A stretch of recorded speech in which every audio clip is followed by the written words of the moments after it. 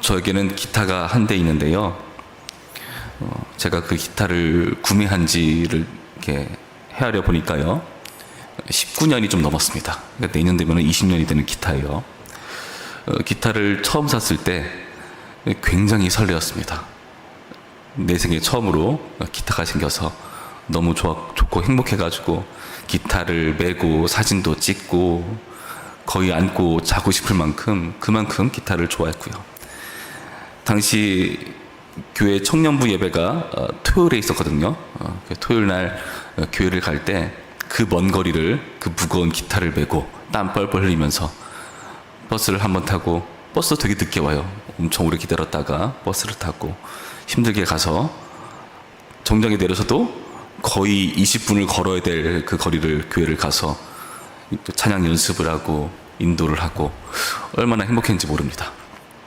그 기타를, 그 무거운 기타를 메고 그렇게 할 수 있었던 것, 그 당시 그 때를 회상하면은 굉장히 기쁘고 행복했던 순간이었습니다. 근데 시간이 지나다 보니까 이 기타를 가지게 된 게 되게 익숙해지더라고요. 원래 사람이 그렇지 않습니까? 장바구니에 다가만들 때는 굉장히 보면 설레이고 갖고 싶지만 이 막상 내 수중에 들어오면은 시큰둥해지는 법 아닙니까? 그 기타가 이제는 시큰둥해지는 거고, 뭐 비싼 기타는 아니고 저렴한 기타이기 때문에 또 다른 좋은 기타가 더 눈에 보이기 시작하고, 한 번은 나간 상가 가서 교회 기타 구매를 위해서 기타를 이것저것 쳐보면서 기타를 찾는데요, 굉장히 비싼 기타를 쳐볼 기회가 있었어요. 한번 쓱 기타를 한번 긁고 나니까 소리가 너무 예쁜 거예요. 집에 들어와서 한동안 제 기타를 안 쳤습니다. 그 기타 소리가 너무 좋아서 제 기타가 너무 초라해 보이는 거였어요. 그런 식으로 시간을 보내다가 기타를 좀 이렇게 멀리 했었던 그런 경험이 있습니다. 오늘 본문을 보시면 이렇게 무뎌진 그런 사람들의 모습을 보여주고 있습니다. 바로 이스라엘 백성들인데요, 이 백성들이 하나님께서 그 애굽에서 탈출시키시고 광야길을 함께 걸으면서 그들과 동행하시는 그 여정, 신혼여행 때와 같이 흥분되고 감사하고 설레는 그런 기분이어야 될 텐데 그렇지 않은 듯 해 보입니다. 4절 말씀 보시면 이렇게 나와 있습니다. 백성이 호르산에서 출발하여 홍해 길을 따라 에돔 땅을 우회하려 하였다가 길로 말미암아 백성의 마음이 상한지라. 그 에돔 땅을 우회해서 가는 길, 그 길을 거치면서 그 길이 굉장히 이들을 불편하게 만들었다, 마음이 상했다라고 표현합니다. 하나님과 동행하는 그 길이 힘들고 어렵고 괴롭고 불평만이 일어나는 자리였다는 것을 밝혀주고 있죠. 5절 말씀 보시면 이렇게 원망하거든요. 백성이 하나님과 모세를 향하여 원망하되 어찌하여 우리를 애굽에서 인도해내어 이 광야에서 죽게 하는가. 이곳에는 먹을 것도 없고 물도 없도다. 우리 마음이 이 하찮은 음식을 싫어하노라 하매. 애굽에서 탈출시킨 그 과정에 대해서 어떻게 여기고 있죠? 더 힘들고 어려운 길로 몰아낸 것으로 이들은 해석하고 있습니다. 그리고 하나님께서 은혜로 베푸시는 그런 만나라는 음식도 하찮은 음식이라고 싫어한다라고까지 표현하는 모습을 봅니다. 길에 대한 불만이라는 것은 어떤 의미가 있죠? 하나님과 동행하는 그 길을 인내하고 가야 되는 그런 경우도 있는 건데, 그런 하나님의 연단의 과정이라는 것을 이해하지 못하는 불평불만입니다. 만나에 대한 불만은 또 어떤가요? 이게 익숙해지니까 이게 더 이상 은혜가 아닌 거예요. 우리가 햇빛이나 공기나 심지어 엄마가 해주는 밥까지도 그냥 은혜로 받아들이지 못하는 그런 우리들의 모습들. 그래서 이런 힘든 연단의 시간, 이 광야 기간보다 차라리 죄의 종으로 살던 애굽이 차라리 낫다라고 말하는 이런 배은망덕한 말을 쏟아내고 있는 겁니다. 한번 생각해 보시기 바랍니다. 애굽에서 이스라엘이 있을 때 어떻게 했죠? 그 노역 때문에 부르짖었죠. 울부짖었습니다. 그때는 생각하지 못하고 노역으로 부르짖을 때는 언제고, 이렇게 연단에 대해서도 은혜에 대해서도 모르는 그렇게 은혜에 대한 배역한 태도를 보이고 있는가. 그래서 하나님께서 어떻게 하십니까? 이들에게 한번 그 은혜를 거두시는 일을 행하고 계십니다. 어떻게 하시죠? 불뱀을 보내십니다. 그래서 그 불뱀에 물리게 하셔서 그 하나님의 은혜가 거두어졌을 때의 그 고통과 어려움을 이들로 하여금 겪게 하십니다. 우리 7절 말씀 볼까요? 우리 7절 말씀 한 목소리로 있습니다. 시작. 백성이 모세에게 이르러 말하되 우리가 여호와 당신을 향하여 원망함으로 범죄하였사오니 여호와께 기도하여 이 뱀들을 우리에게서 떠나게 하소서. 모세가 백성을 위하여 기도하매 이들이 어떻게 하죠? 하나님께 범죄했다는 것을 그제서야 깨닫습니다. 이들이 애굽에서 종살이 하던 것은 마치 하나님과 멀어진 죄의 종으로서 고생하고 그 죄의 결과가 얼마나 비참한지를 보여주는 그런 기회였을 겁니다. 그래서 그 죄의 결과로서의 그 비참을 거두시고 하나님의 은혜의 장을 걷게 하셨는데 그것을 은혜로 깨닫지 못하니까 하나님께서 은혜를 거두시는 거예요. 불뱀에 물렸다는 것은요, 한번 생각해 보시기 바랍니다. 광야를 건너면요, 그 긴 시간 광야 여정을 하면요, 불뱀의 위험이 있는 거 당연한 겁니다. 그동안 불뱀에 물리지 않는 것이 엄청난 은혜예요. 그러나 이들은 모르는 겁니다. 저는 결혼 전까지 몰랐습니다. 무엇을 몰랐는가? 가정을 유지하고 지탱해 나가는 것이 쉽지 않은 일이구나. 집이라는 것이 관리하지 않으면 쉽게 곰팡이가 슬고 쉽게 어질러지고 그런 거를 결혼하고 나서 알았습니다. 그럼 그전에 누가 있는가? 어머니가 하셨구나. 그때는 모릅니다. 그게 은혜라는 것을 어머니가 부재한 상태가 됐을 때 모르는 거죠. 우리는 무엇을 경험하는 겁니까? 그 과정에서 내가 부모가 되가는 연습을 하고 훈련하면서 연단되어 가는 과정을 은혜로, 새로운 은혜로 깨달아야 되는 것 아니겠습니까? 근데 그것을 거두게 되었을 때 깨닫게 되는 것, 이것을 우리에게 보여주고 있다는 겁니다.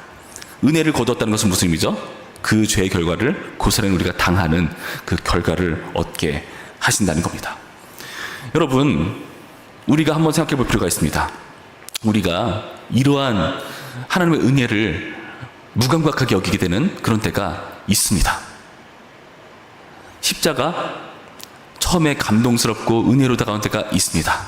그러나 시간이 지나면 지날수록 무뎌지게 되는 경우가 있다는 거죠. 이들은 어떻게 됩니까? 이러한 무뎌진 상황, 하나님의 은혜가 지속됐을 때 불평불만하던 그들이 그 은혜가 중지되었을 때 이 은혜가 진짜 필요한 존재라는 것을 깨닫고 우리가 하나님께 범죄했다는 고백을 하기에 이르릅니다. 그렇게 돼서 모세를 통해서 하나님께서 장대에 노뱀을 달게 하시고 그 노뱀을 쳐다보면 살아나게 하십니다.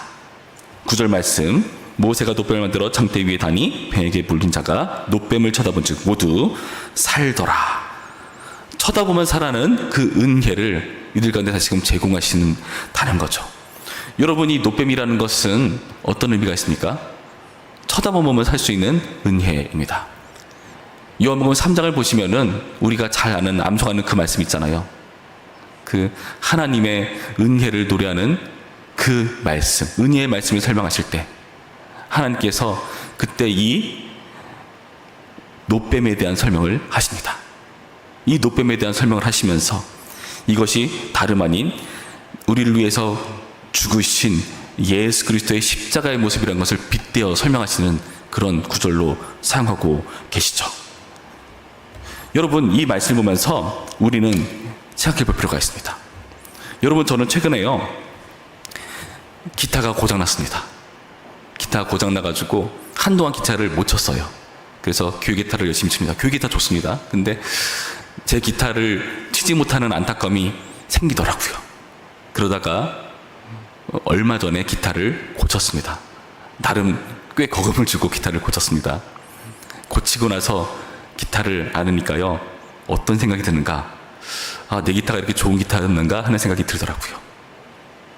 이 기타가 되게 나와 꽤 긴 시간을 함께 왔는데, 나의 찬양 인도의 거의 시작과 끝을 함께 왔는데 이게 그렇게 좋은 기타구나 하는 것을 새삼 깨닫습니다.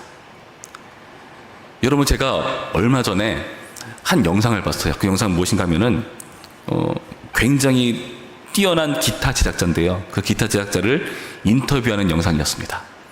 그 사회자가 이렇게 물어봐요. 당신이 생각하는 최고의 기타는 어떤 기타입니까? 그 기타 제작자가 어떻게 대답했는지 아십니까? 망설이지 않고 이렇게 대답하더라고요. 당신을 행복하게 해준 기타가 최고의 기타입니다. 여러분, 저는 그 말을 듣고 정말 새로운 깨달음이 있었습니다. 나를 행복하게 해준 기타가 최고의 기타다. 여러분, 하나님께서 우리에게 은혜를 베푸셨는데요, 이게 은혜인 것을 깨닫는 것이 어찌나 큰 감사인 줄을 모릅니다. 근데 하나님께서는요, 우리가 그것을 무뎌하고 무감각해 할 때마다 어떻게 하십니까? 우리를 흔드셔서 그 은혜의 가치를 다시금 새삼스럽게 깨닫게 하시는 그런 하나님이십니다. 만약에 그렇지 않다면요, 계속 무뎌진 상태로 그냥 그대로 가게 하신다면요, 한번 생각해 보셔야 됩니다. 하나님께서 왜 이렇게 하시는가? 왜 이대로 놔두시는가? 고민하게 만드셔야 한다는 거죠. 여러분, 진짜 심판이 뭐죠? 진짜 심판은요, 내버려 두는 겁니다. 하나님이 은혜가 은혜인 줄 모르게 내버려 두는 게 하나님의 심판입니다. 로마서 1장 보면요, 하나님께 범죄하는 사람마다 하나님께서 그냥 내버려 두시거든요. 더 큰 죄악을 향해 가도록, 치닫도록 하나님께서 그냥 놔두십니다. 그것을 심판이라고 로마서 1장은 우리에게 소개해 줍니다. 여러분, 우리에게 은혜를 거두는 것이 있습니다. 여러분, 그때 우리 뭘 깨닫습니까? 아, 하나님의 은혜였구나라는 것을 그때금 생각해 보죠. 정말 우리는 놀랍게도요, 행복할 때는 그게 행복인 줄을 몰라요. 근데 우리에게 고난이 닥쳤을 때, 아, 그게 행복이었지라는 것을 새롭게 깨닫지 않습니까? 여러분, 그렇다면요, 한번 생각해 보시기 바랍니다. 우리가 은혜가 중지되는 그 상황이 어떻게 생각해보면 또 다른 은혜를 위한 기회의 장기이구나.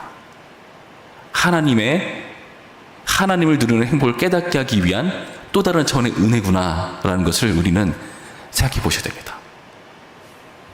혹시나 여러분, 은혜가 중지된 것 같은 상황에 괴로운 상황 가운데 있습니까? 하나님 나한테 왜 그러신가 싶은 상황이 있습니까? 그런 상황이 있다면 여러분, 그때를요, 기회로 삼으시기 바랍니다. 어떤 기회요? 아, 기타가 고장났다.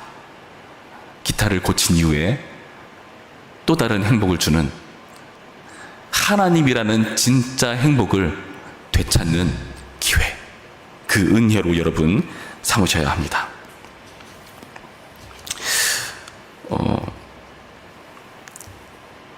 요즘 너무나 안타까운 것은요, 많은 사람들이 은혜를 모른다는 겁니다. 여러분, 우리 다음 세대는요, 참으로 신기하게 이게 은혜인 줄을 모릅니다. 너무나 풍족한 시대에 있기 때문에 배를 굶지 않는 것이 은혜인 것을 모릅니다.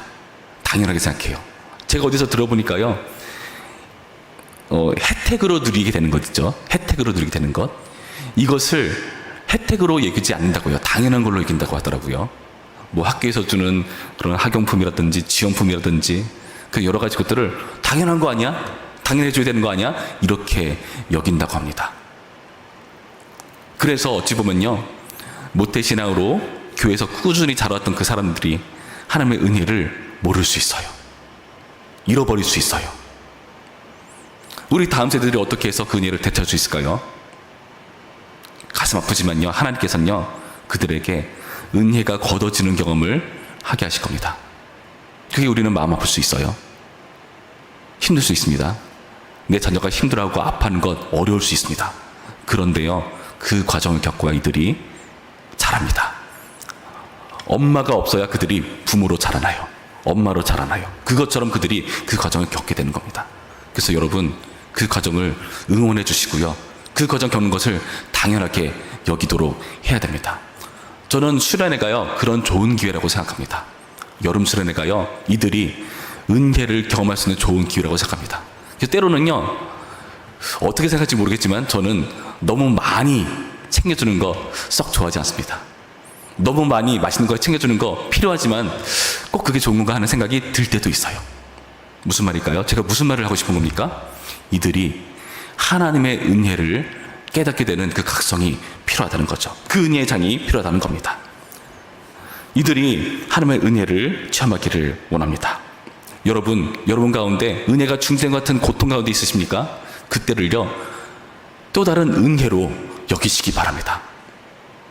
그렇게 함으로써 이전과 다른, 십자가라는 것이 진정한 은혜지, 하나님과 함께하는 것이 진정한 행복이지라는 것을 각성하게 되는, 깨닫게 되는 그런 오늘의 말씀이기를 주님의 이름으로 축원합니다. 기도하시겠습니다. 참 좋으신 하나님 감사드립니다. 그렇습니다, 주님. 진짜 심판은, 진짜 멸망은 내버려 두시는 겁니다. 무뎌진 상태로, 혹은 그저 행복이라고 착각하는 상태로, 나의 기준, 세상의 기준으로 하나님을 모른 채로 살아가는 것을 그대로 내버려 둔 것이 진정한 심판이라는 것을 깨닫게 하시니 감사드립니다. 하나님, 우리를 때때로 흔드시고 때때로 은혜를 중지시키시는 하나님의 또 다른 은혜라는 것을 오늘의 말씀을 통해서 깨닫습니다. 주님, 은혜가 중지된 것 같은 괴로운 상황, 남들은 다 괜찮은 것 같은데 나만 왜 그런가 하는 그런 상황, 은혜가 사라져서 괴로움 같은 그 상황을 우리 가운데 주시니 감사합니다. 그렇게 해서야 우리를 행복하게 하는 것이 하나님과 동행하는 것이었구나 깨닫게 하시는 그런 놀라운 장을 걷게 하시니 감사드립니다. 탕자가 되어서야 아버지께 있었던 것이 좋았구나라는 것을 깨닫고 돌아오게 만드는 그 회개의 기회를 주시는 하나님, 그 은혜를, 새로운 차원의 은혜를 우리가 얻게 하여 주시옵시고, 그 은혜를 깨닫고 놀라운 하나님의 행복을 빼앗기지 않는 그런 우리가 될 수 있도록 도우시고 함께하여 주시옵소서. 감사드리며 예수님의 이름으로 기도했습니다. 아멘.